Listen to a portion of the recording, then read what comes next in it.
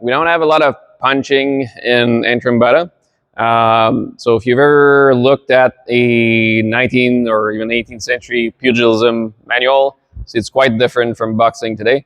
So it looks almost more like Wing Chun than it would how Mike Tyson would box, or Muhammad Ali even. So it's the stances are, some of the stances are actually very close to our own stance. You'll see stances like this by the early to mid 19th century, or very straightforward like that, or like this, right?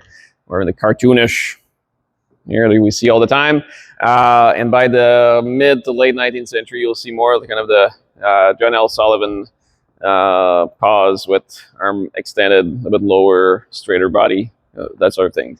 So just to go on a bit of a tangent, because people often talk about the old Irish pugilism, and it was definitely popular in the 19th century in Ireland, mostly in the later part of the 19th century.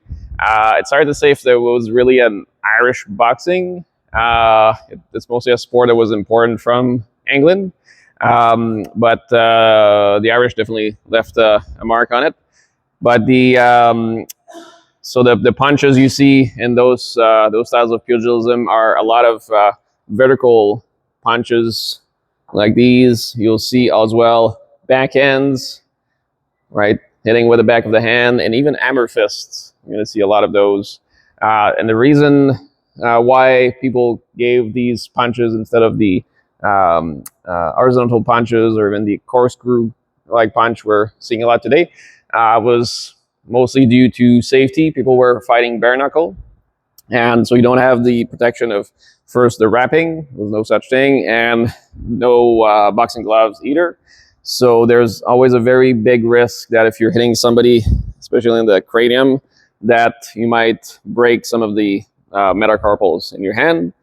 So people were giving these punches because the structure is a bit more,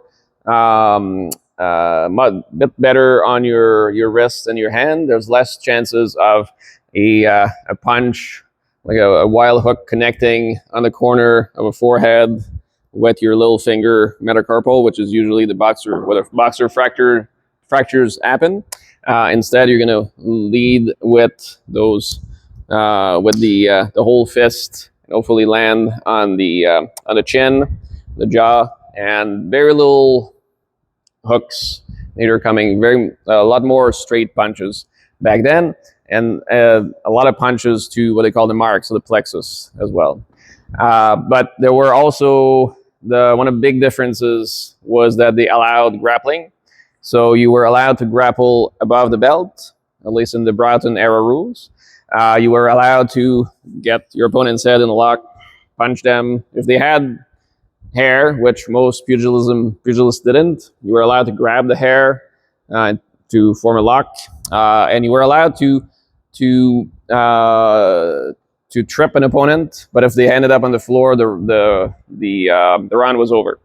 So if you could do some damage by swing them on the floor, good, but usually you ended up both getting a few seconds break.